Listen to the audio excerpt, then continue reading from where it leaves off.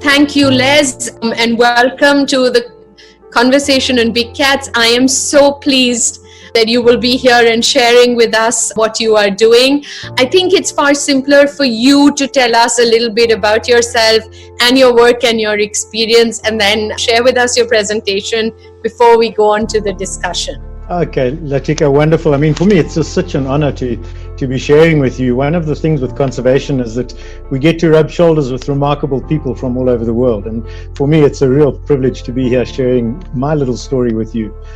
So, I mean, from a personal point of view, I've been involved in conservation for 40 years, and I've been involved.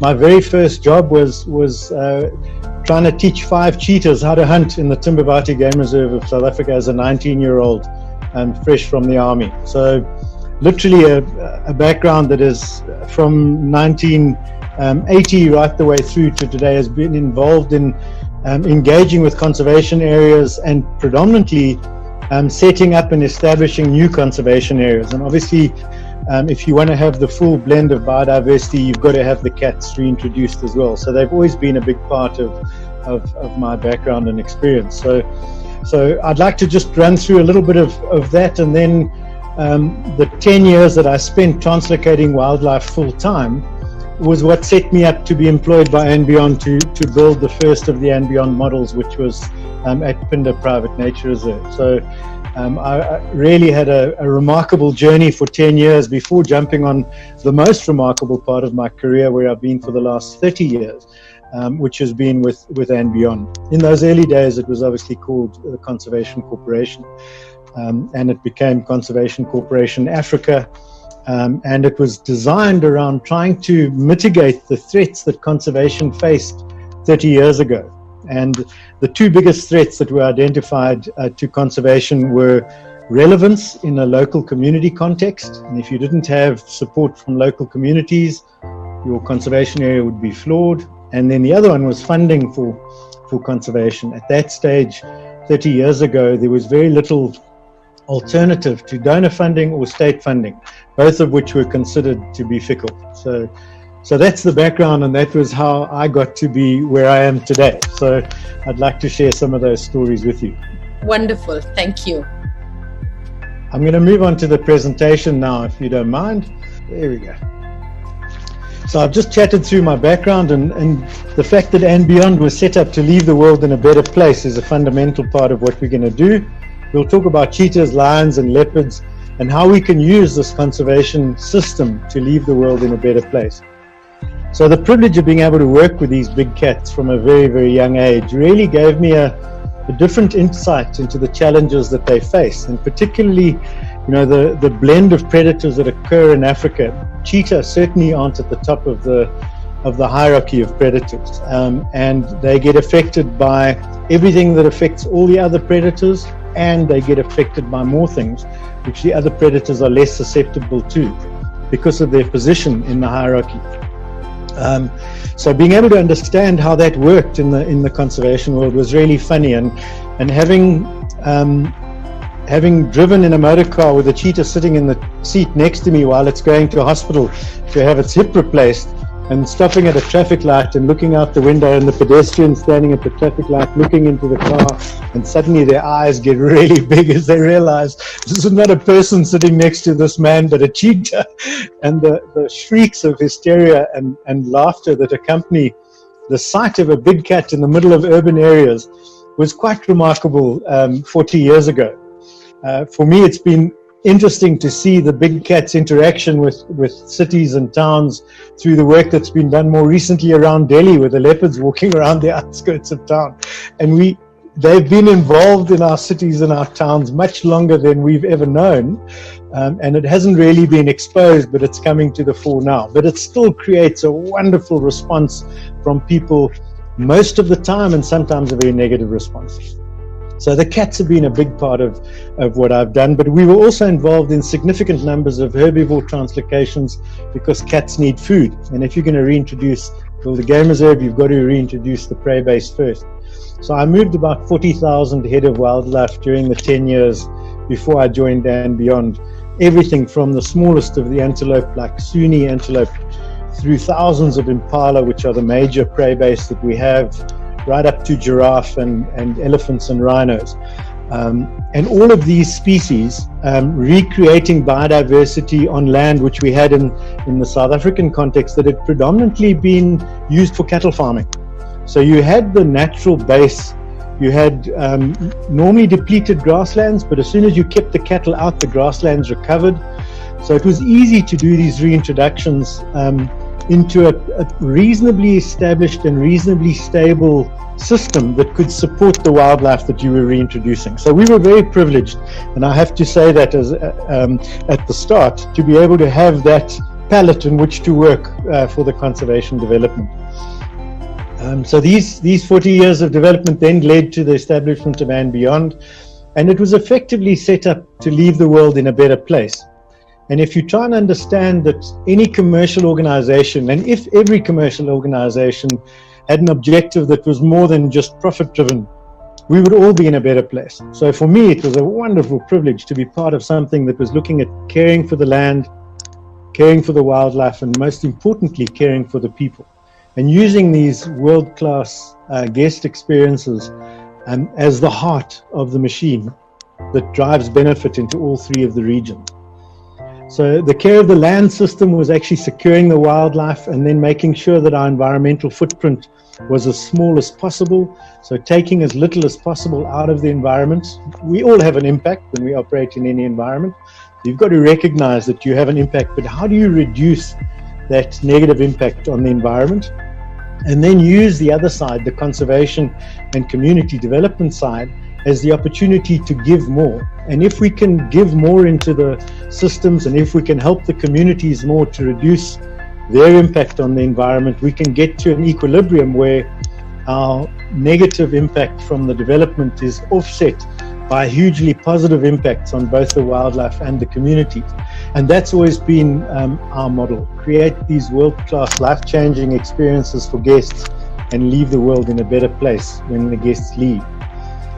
For me, that's been one of the drivers that's got me out of bed every day. For the 10 years that I caught game, it was such a privilege to see giraffe walk out of the back of a giraffe truck onto a piece of land that hasn't had giraffe for 100 years.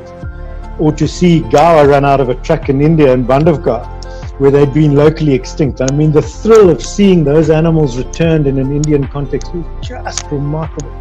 And then being in Argentina and sitting in the Iberá wetland and watching the reintroduction of jaguars taking place, where they're going to breed the jaguars in captivity pre-release. So being able to see this on 3 different continents has been a remarkable experience. And it shows that the future of conservation just needs to be adapted, and the model can work in any environment. It just needs to be adapted. The legs can get longer or shorter depending on the circumstances. So that's been the real driver for us. And understanding what And Beyond has achieved in the 3 pillars of its model is quite remarkable for me. Every time I read these statistics, I get blown away. 2,000 kilometers of coastline is impacted by our Oceans Without Borders initiative. We have about 9 million acres of wildlife real estate that we directly impact on with our tourism operation. But we also go into the negative impacts that I spoke about, and we produce 17 kilograms of CO2 per head across the group. So we measure our carbon footprint very clearly. And this obviously has implications down the line. 415 liters of water is the average water utilization per head. Over 100% of our lodges are audited every year by our internal environmental audit that looks at all 3 of these columns clearly. And that's where we get the measurements that I've just spoken about as well. We've instituted water bottling plants across all of our lodges, and that saved about 750,000 plastic bottles a year into the environment, just by implementing water bottling plants across all of our lodges. So quite remarkable from a care of the land point of view, the range of impacts. And these are just selected statistics. This isn't all we do. This is part of what we do on care of the land. On care of the wildlife, our Rhinos Without Borders project has released the net of over 100 rhinos into Botswana, and they continue to breed really well. The gaur reintroduction that we did into Bandhavgarh National Park has netted over 150 gaur now. And that's remarkable from an area where when I first started engaging in there, the negative sentiment about the potential of a project like this to work in India was overwhelming. People were really concerned that there's just too many vested interests to be able to make something like this work in India. And it really wasn't easy, but we were fortunate in that we had a very progressive forest department at the time, which supported that kind of activity. So conservation outcomes, wildlife conservation outcomes from a predominantly tourism-led wildlife organization like ours was also unique in that here we are as a advisor to the forest department on conservation issues, but we're a tourism-led conservation organization, which is in many people's minds it's a contradiction in terms. So we've had significant input in the oceans as well, with 10 grey reef sharks tagged through our Oceans Without Borders project, but most importantly in the wildlife side, the future of wildlife all over the world is going to be dependent on the relevance of wildlife to the people. And 18,000 conservation lessons being conducted across all of our reserves, 28,000 hectares of wildlife real estate converted from alternative agriculture and cattle farming to wildlife, and then one marine sanctuary established around Vamizi, which is in the Carimbas archipelago. So more than just the land successes that we've had, which are substantial, also starting to duplicate this through our Oceans Without Borders project in the oceans, which are just as important for our futures as the land management is. And then, of course, care of the people is our integration of all of the different activities that we do. If wildlife is not relevant to the people, it will have no future. And I think that's clear across the world. 75 communities that we deal with across Africa. We've 285 classrooms have been built because the communities are next door to wildlife areas. Then that in itself means that thousands of children walk into classrooms and are being educated every day because they live next door to a wildlife area. So making that wildlife area much more relevant to their own situations and improving their own situations.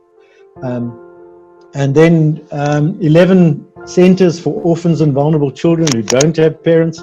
Again, keeping the fact that the future of our wildlife has to be in the hands of the youth of today.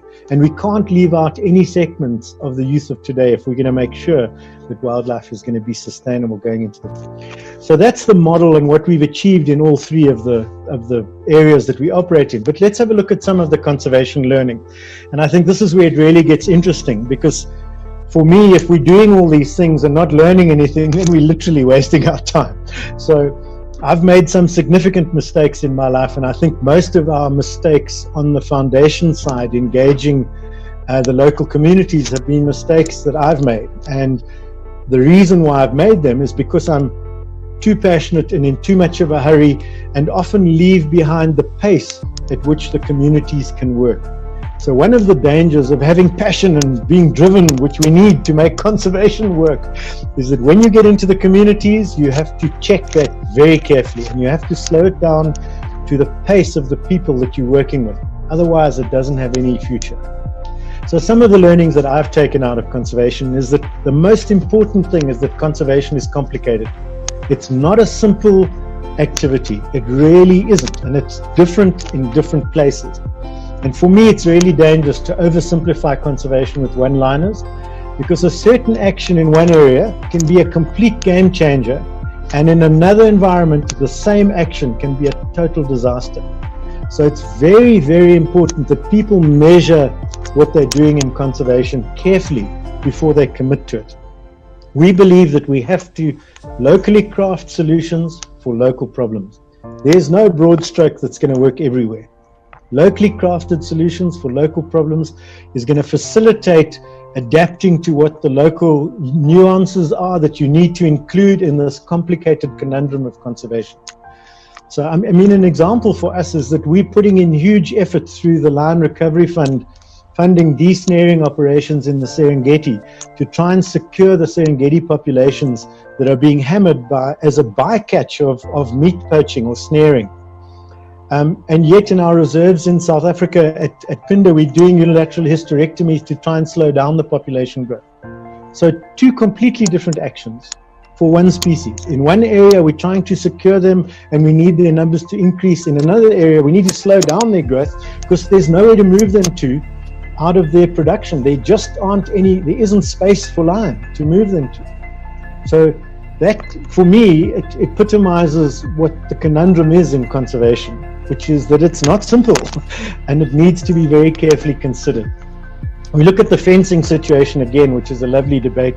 In some areas, fencing is absolutely essential for conservation, and in other areas, fencing is a complete disaster and it completely destroys the big picture conservation initiatives. So which one's right? Is fencing good or is it bad? Well, in some areas it's good and in other areas it's bad. So there's just no simple answer to these conundrums. And I think one of the biggest conservation threats that we face, which you and I are fully aware of, is the fact that conservationists just can't agree on anything. And one of the problems we have is that we take views which are challenged, and then we won't deal with a person that's challenged our views, regardless of what other conservation activities we might agree on. But because we've disagreed on one thing, we won't deal with each other anymore, and therefore you're the enemy, and I'm not going to talk to the enemy. So I think we're going to have to put our egos in our pockets coming out of COVID-19 into the new world of conservation, and we're going to have to accept many more things that we traditionally have not accepted as part of the conservation solution in the future. We're going to have to do everything in conservation better for conservation to sustain. And I think conservation to be sustainable is going to have to be more relevant to the communities and to the social fabric. Conservation cannot sustain unless its relevance in society is elevated. And that, I think, is going to be the key. I think Dr. Pabla, who's just written that book, The Road to Nowhere, describes it absolutely beautifully. And I think he says that while the environmental benefits of conservation are enjoyed by the entire society, the cost is borne only by the poorest people that inhabited the forest landscapes. And I think that Indian example applies all over the world. And I think for me, that's the challenge, is we have to find ways of keeping social relevance, not only to the rural people that inhabit the forests that bear the brunt of the wildlife-human interactions, but also all the people who live in the cities who are divorced from what's happening out in the field, and all the people who have the resources to make a difference to those environments, who are channeling their resources into all of the threats that the world is facing today.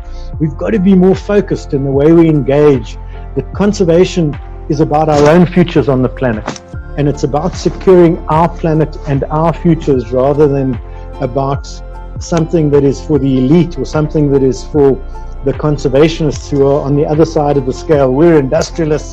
We don't want to talk to the conservationists because they stop us from doing that whole. We're going to have to break down all of those traditional views of what different forms of land use do for us to be able to take it into the next level. And I think we really can. And I think being at home and sitting thinking about all these things a lot more is going to hopefully open a whole lot more doors that weren't open before to conservation. We just have to locally craft them to make sure they fit in with the local nuances for them to be sustainable. So when we look at the learnings and we move into some of the things that I've been involved in through establishing a Big Five game reserve at Phinda and using translocation as a tool for conservation. We've had 29 years of really big conservation firsts. First reserve to reintroduce cheetah and lion to the same reserve. First reserve to mix lions from different prides. The first reserve to introduce adult elephants, and the list goes on. But most importantly, it's understanding that when we wanted to reintroduce cheetah into Phinda, the conservation authority said to us, you can't. And we said, but why not? And they said, well, we've tried it. It doesn't work. So I said, well, what did you do? And they said, no, well, we released 10 cheetah a month into our parks. And the numbers were about 100 cheetah had been released into the parks, and they had 15 left in the parks. So they were really concerned that the environment wasn't conducive to supporting cheetah, because it's much thicker, as you can see from this photograph, quite bushy and quite encroached environment. And they were concerned that the environment wasn't ready for cheetah. So I said, well, can we interrogate a little bit more your reintroduction plan and what program you used? So they said, no, we explained that, we reintroduced 10 a month. So I said, but did you habituate them first? Did you teach them about local prey? Did you habituate them about fencing, because they'd never encountered fencing before? And they said, oh, no, we didn't try any of those things. So we said, well, that's what I'd like to try. They said, well, that's cool, let's try that. But there was no legislation for them to give me a permit to put cheetah on private land in northern KwaZulu-Natal. So conservation authorities first had to go and change the legislation. They gave me a zoo license to start the reintroductions, while they changed the legislation behind the scenes to accommodate the creation of a Big 5 game reserve on private land. So here was the private sector working with a very progressive conservation agency to adapt the local provincial legislation to accommodate what we were trying to do. And the net result was 15 cheetah reintroduced, and a significant impact on cheetah reintroductions across all of Southern Africa. This was the cheetahs being collared, radio collared, just before they were released. We first held them in a predator boma, which had 2.5 meter high chain link fencing with electrification on it. We then moved them into this boma, which had a similar fence to the boundary fence, which was only 1.8 meters with 3 strands of electrification. And we made sure that they were contained by that electrification, which was similar to the boundary of the reserve. And once they were contained there, we released them. But we had telemetry on them, so we could track them all the time in case they broke out and ended up in the community. You mustn't forget, we were developing this reserve right on the boundary of 22,000 people who live next door to us. The highest density of rural people in northern KwaZulu-Natal were next to where we were developing one of the bigger Big 5 game reserves of the time. So the end result was unbelievably good cheetah viewing at Phinda, and it remains one of the best places to go and see cheetah in the world today.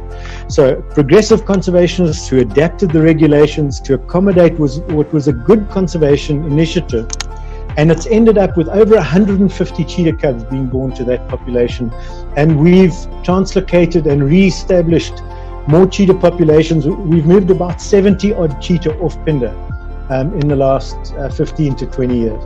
So again, a significant impact on cheetah populations in the country as a whole. And that traditional sort of dispersal of cats was done mechanically in this particular case. So the one thing we had the technology to do was mechanical dispersal to help establish new core populations. And that was one of the challenges that I think most conservation areas face around the world, is as we develop, as populations grow, all the traditional migratory and dispersal routes get cut off. How do we get through those high densities of people to the next conservation areas? And the way we've done it, and the lesson that's worked for us, has been mechanical dispersal, catching the animals at dispersal age and translocating them to a new area, releasing them there so they don't have that perilous journey to get to where they need to be. We just hop them across, and that's been really successful for us in the Phinda context, and certainly in the cheetah context. So if we look at that in the lion context, my first lion came into the Phinda private game reserve in May 1991, and again, I didn't have a permit for lions. So the conservation authorities, we told them lion tracks, we've got lions, we'd already applied for a permit, they're busy changing the legislation. But this male lion was just too early, so unfortunately we couldn't keep him. That we had to remove him from the property. He'd also killed an extensive amount of cattle before he got to us. He'd moved through high density cattle farming areas before he arrived at Phinda Private Game Reserve. But within 3 or 4 months of him being there, we got our permits and we were able to start our reintroduction of lions onto Phinda. And our first 5 sub-adult lions came from the Sabi Sands Game Reserve, very well-known South African private sector game reserve, but they were all sub-adults and they had no adults. So we couldn't really release them as a pride. They were still quite young, sort of 18 months old. So we brought in 2 unrelated lionesses from 2 different areas, and we used sedation to put the lionesses with the sub-adult lions. And together they formed a pride pre-release, and the sedation lasted about 14 days. So they would be feeding in a sedated state next to other lions and getting to know each other and getting the smells of each other and not killing each other, which they normally do in that confined space. So this was remarkably successful for us. It doesn't always work in that they don't always stay together, but these 2 lionesses stayed together post-release, and the 5 sub-adults stayed together, and that gave us confidence to try it again. So every lion reintroduction that we did, we used different lions from different prides, and we had some success with that technology. It wasn't possible before. At least the lions didn't kill each other, and you were able to reintroduce them into the same reserve. So that was a massive step for us from a conservation perspective. Understanding those density of communities as well, and the potential for lions to cross fences, we microchipped every lion. And then we went to the communities and said, we've microchipped the lions, and they said, yeah, but we don't have microchip readers. So if the lions come and kill our cattle and we kill your lion, how do we know it's your lion? Because the conservation authorities traditionally say it's not their lion. You say it's not your lion, so then nobody's responsible, so we don't get our compensation for the loss. Because I'd always said to the communities, if we introduce animals, we'll compensate you for their loss, which we'd agreed in writing. So we had to find a way of marking these lions that was acceptable to the communities, but wasn't going to impact on tourism. The first thing we had to do from a scientific point of view was put radio telemetry on them. And then we didn't want to brand them, so we used a really innovative opportunity, and we tattooed a P on the gum of the lion just above the canine. And this was remarkably successful. The communities were delighted that they could identify the lions. If they shot it, they could just lift the lips and see if it's got the pinned P. What we didn't realize is that animals' gums grow. So the P became a D, and then it became a C, and then it disappeared completely. But by then the relationship with the communities was so good, and the lions had already been in for 3 years, that it wasn't relevant. So we tried these new techniques all the time with some of our reintroductions. The end result was a collared lion. You can't see the P in its gum, and it's got no other marks on it. So it worked really well from a lion reintroduction perspective. So some really nice early learnings for us in the lion reintroduction situation, and most importantly, understanding the hierarchy of predators. There had been no successful reintroduction of cheetah onto established lion populations, and to this day I don't think anybody's been able to achieve that. So the lessons are that if you're going to reintroduce cheetahs, make sure you get them established first, make sure that they're breeding and they know the lie of the land before the other predators arrive, which gives them a leg up because of their hierarchy.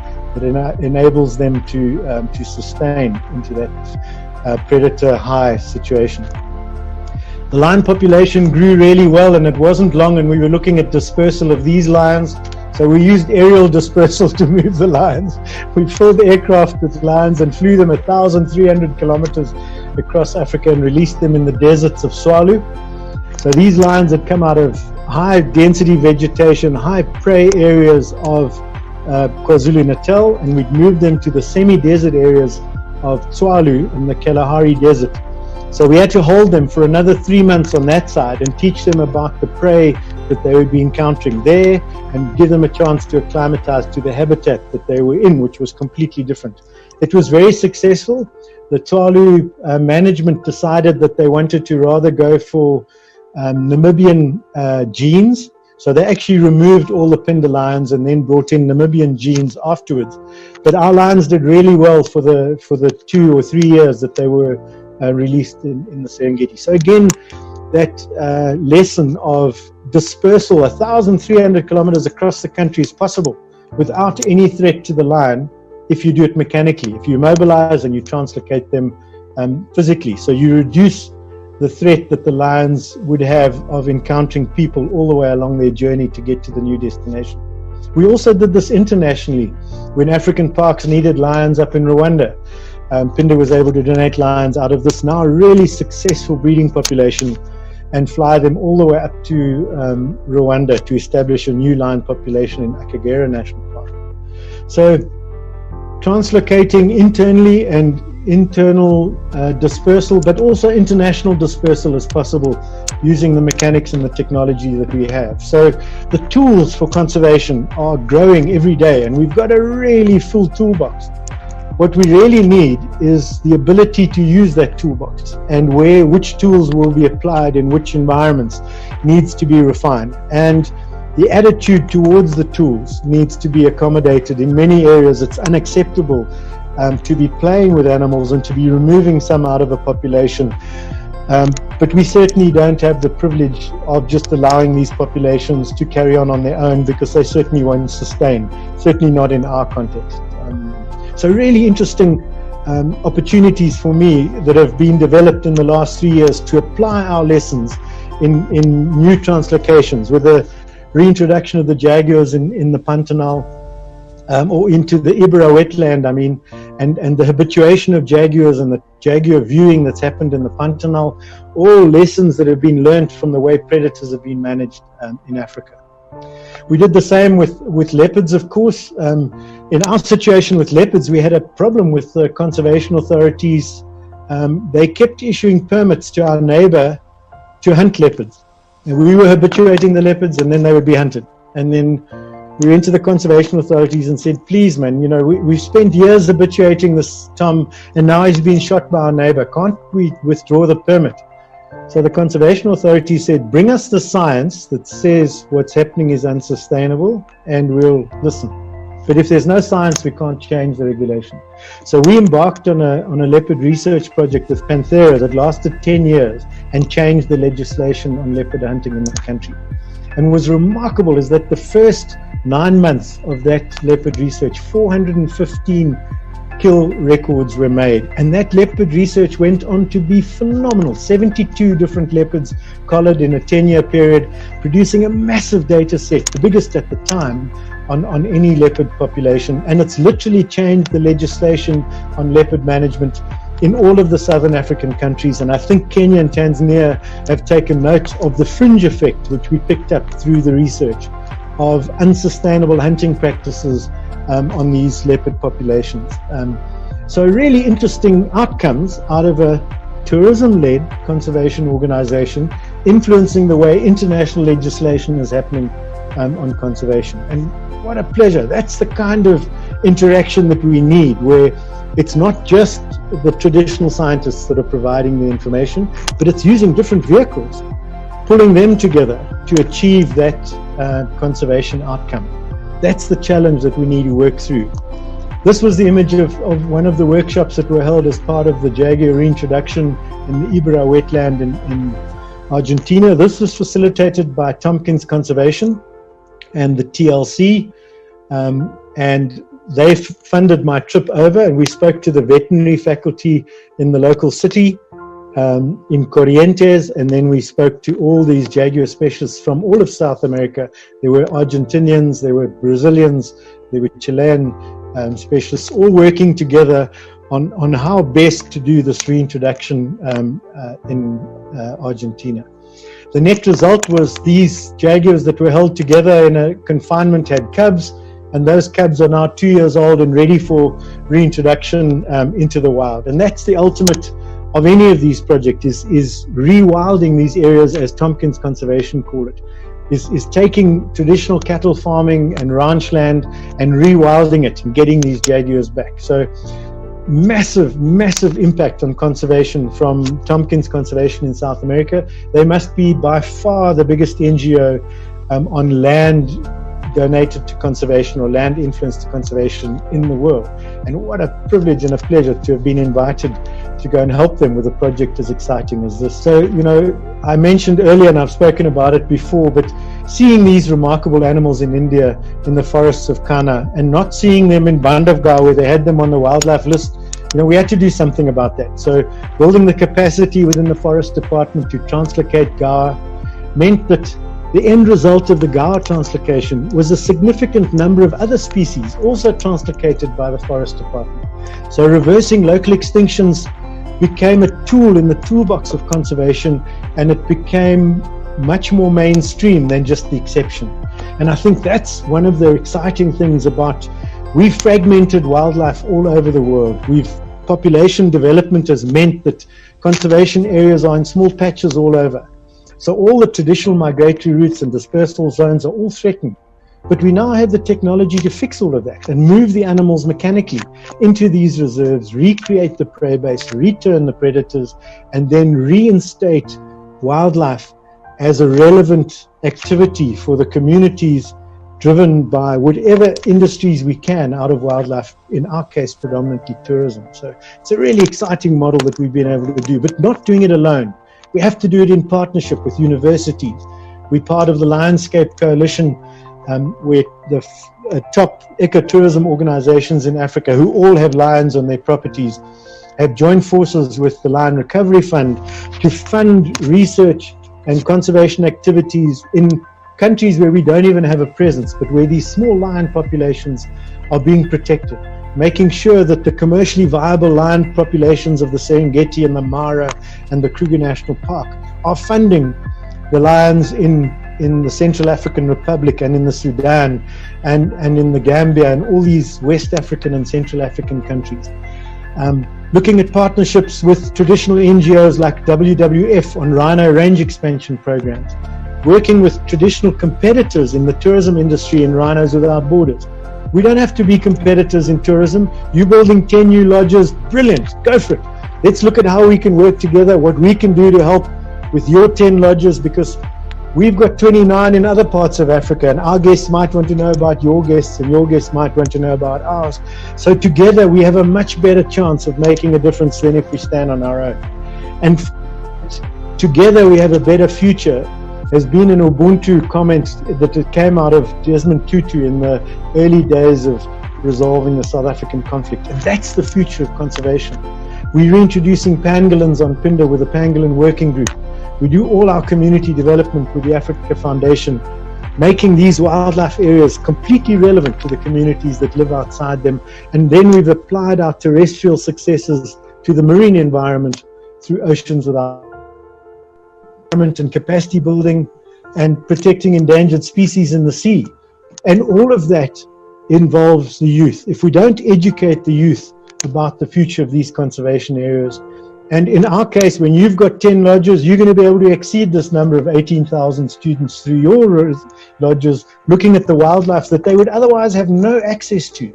So we have the ability to just broaden these people's minds on the value of conservation around the parks and provide them with education and make a real difference to the environments that we choose to operate in.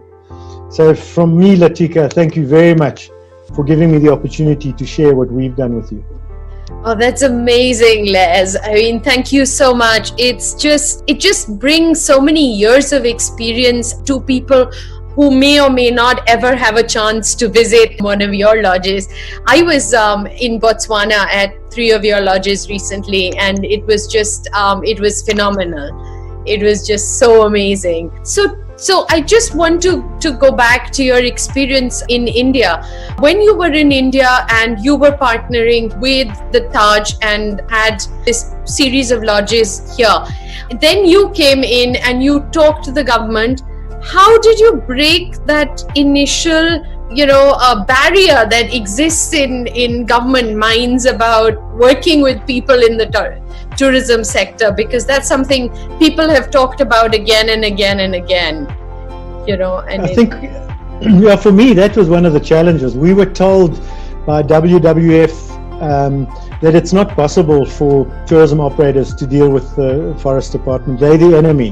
The tourism operators are the enemy of the forest department. There's no cooperation between the two at all. And we were told by various other NGOs and organizations working in India that it would be extremely difficult. And our first head naturalist was a chap called Sarat Champati. Yes. And Sarat had a very strong relationship with Dr. Pabla at MP Forest Department and invited Dr. Pabla to speak to our first cadre of guides that we were training in the And Beyond way, which was to be complementary to the conservation authorities rather than contradictory of the conservation authorities. So we were trying to show them that tourism could be a positive influence in these environments rather than a negative influence. And because of that interaction, Dr. Pabla heard that I had a background in wildlife translocation, and he invited me to review a document that had been circulating for translocating the Gaur from Kana to Bandhavgarh. They had all the science on the numbers of animals and the species breakdown and the sex ratio. The only part they were missing was how to physically catch them in Kana and move them to Bandhavgarh. And that was just a chapter that said we will translocate them, full stop. And they didn't know how that was going to happen. So when I reviewed the document, I said, everything's here, it's done, let's do it. And he said, no, that chapter that says translocate, how does that work? So we engaged because of my background in translocation. He was completely open to us suggesting that we build the capacity within the forest department to do this. So he said, so you're not telling me you want to come and do it for us? I said, no, well, that's useless, because then when I go, you're not going to do it again. So I wanted to keep going when we're gone. So what we'll do is we'll train your vets, your forest directors, and when they've got the confidence to keep doing it, hopefully it will be sustainable. So he said, well, under those conditions, I'm prepared to engage with you. Let's see how we can make this thing work. So it was a wonderful, fortuitous opportunity that Sarat had the relationship with Dr. Pabla. He was very progressive. Of all the PCCFs that I've met, he was by far the most progressive from an engaging with the tourism industry perspective. And now I see in his books that he's absolutely aligned to the way we were thinking at the time. He was quite reserved about sharing that initially in the true Indian way, but was remarkable how that relationship developed with all the forest department staff that we engaged with, the forest vets and the forest directors. From sitting outside the forest director's office for 3.5 hours to get my first interview with a field director, to having the field director send a vehicle to fetch me at the airport when I came to India for my last visit. That was how the relationship warmed over time. And for me, that was remarkable. I would phone them and say, what's happening, what's going on? And they would share with me, because they knew that I was in this with them to try and help it better for their park. And as soon as we were all on the same page, that what's right for the park is right for all of us, then it was the hurdles were crossed and all those boundaries were easily broken down. Okay, so I have something that I'm going to send you by email to say thank you for doing this, and it'll be a little piece of the story that you've just been telling. I was doing my doctoral research in Bandhavgarh when the gaur extinction happened, and I have photographs of the last gaurs before they went extinct, and I'm going to send you those. That's amazing. To put it all together. So, I'll put it in my presentation on the gaur introduction. I've got a whole presentation there. So yes, so I can give you that, and that's from the 90s. So yeah.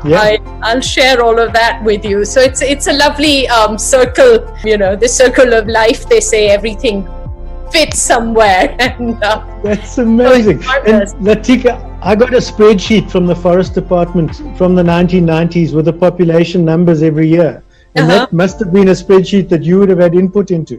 Yes, absolutely. Yeah. It was a simple Excel spreadsheet saying in this year this number, in that year that number, and then gone. So have you got a copy of my thesis, Les? Have you seen my? No, I haven't. Okay, so I'm going to send you that as well, because this will all be, historical value now 20 years ago, but it's very interesting to see, because I also studied the entire landscape between Kanha and Bandhavgarh to study forest fragmentation patterns, identify all of the little patches in the middle where tiger presence was noted, all of that information. I'll send it all to you, to share. So that would be wonderful. Yeah, amazing. So tell me, Les, just to understand, you talked about, people like Great Plains with whom you are working on for projects like Rhinos Without Borders. How did this happen? How did you form a coalition of like-minded people who were working in tourism and conservation and come together to do this extraordinary, I don't know what you call it, venture? Yeah. Well, I think it goes to as project manager, we'd translocated 6 rhino into Botswana, and when we released those 6 rhino, the president of Botswana himself came to the release, and we said, no, this is unbelievable. We have to take this to scale. If we've got that kind of political support, we need to take it to complete scale. And at the same time as we had done that, Derek Joubert from Great Plains Conservation had also decided that spooling up the good work that Wilderness Safaris had done in reintroducing the first rhinos to Botswana, their rhinos were breeding very well, and he wanted to increase on their activities as well. So I spoke to our CEO and said, listen, I know Derek's trying to do a big reintroduction. We're going to do why are we doing this in opposition to each other? Why don't we combine?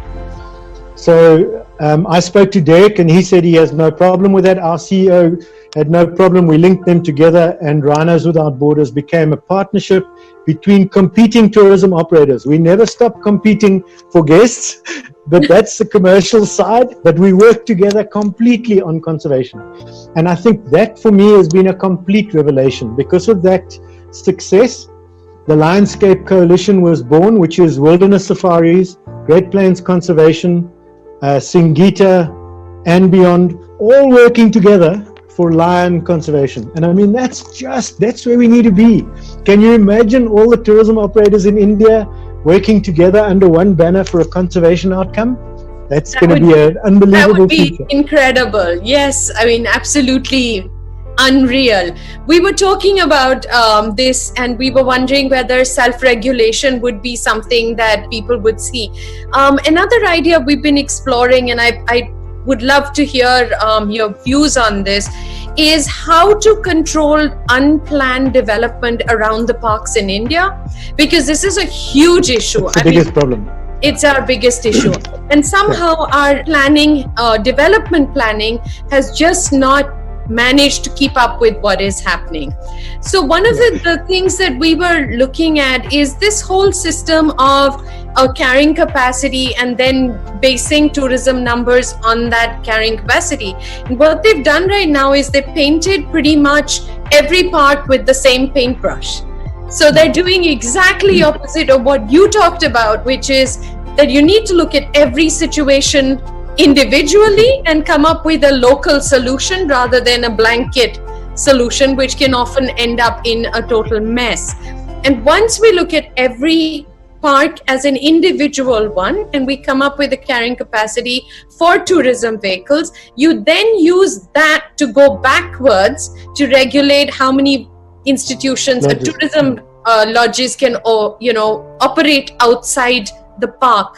What are your views on this? How do you think we can solve this problem? I mean, what would you recommend? We gave it a lot of thought when we were there, and working with Ridgela, who was our Taj Safaris partner, and in fact with Sarat in the early days. And for me, unplanned, unregulated tourism is the death of conservation, and planned and regulated tourism is the birth of conservation.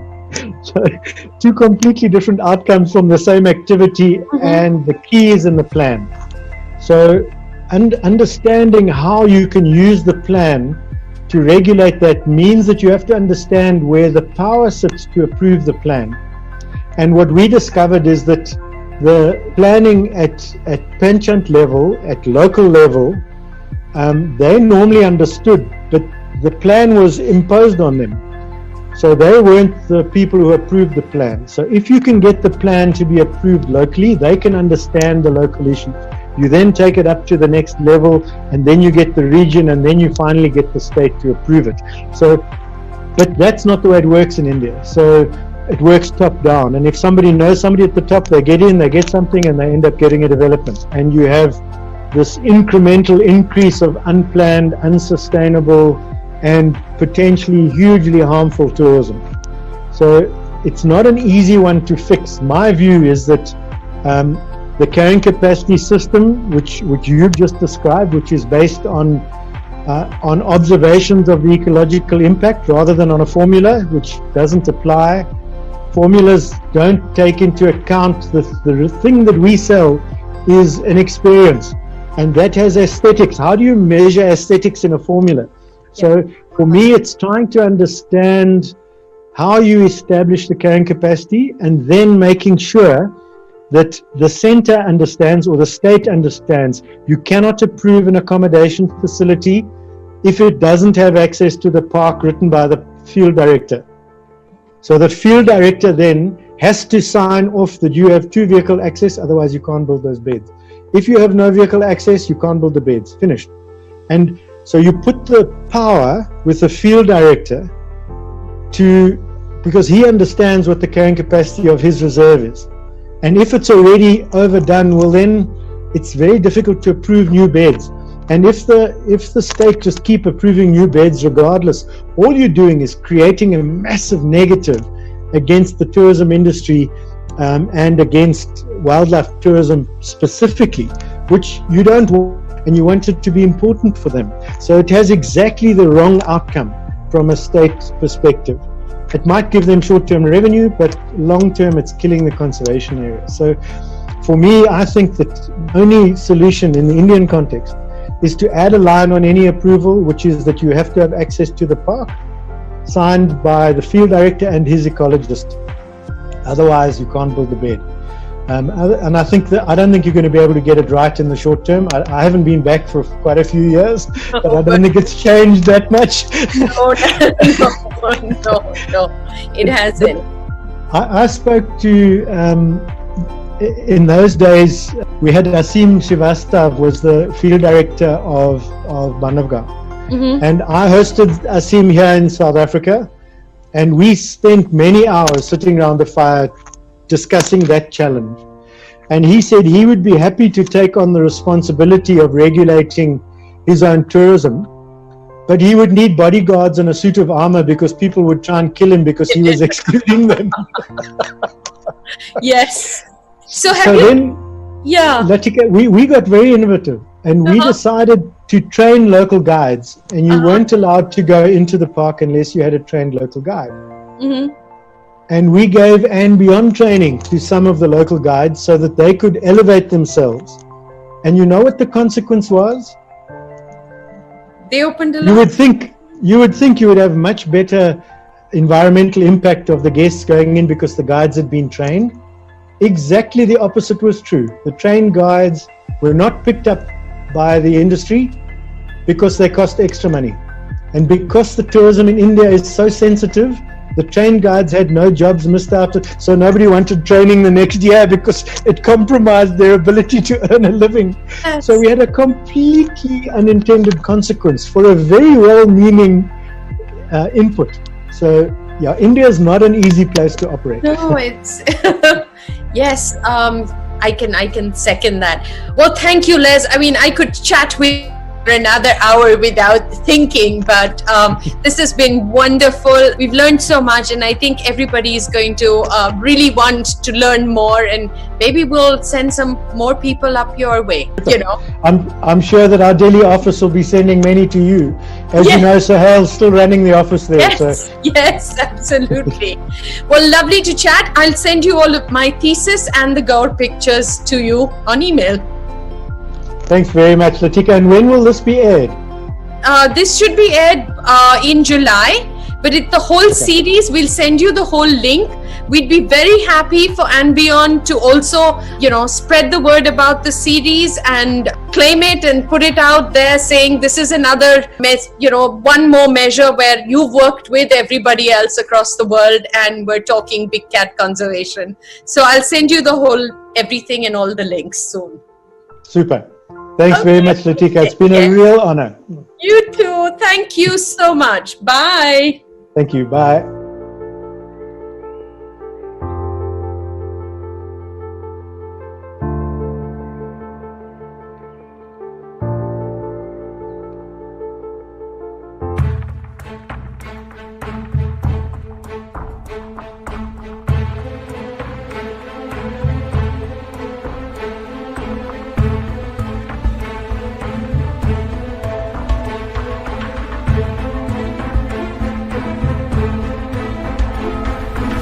If you were to look at the history, the first protected areas in the world were established in India by King Ashoka, a Buddhist king.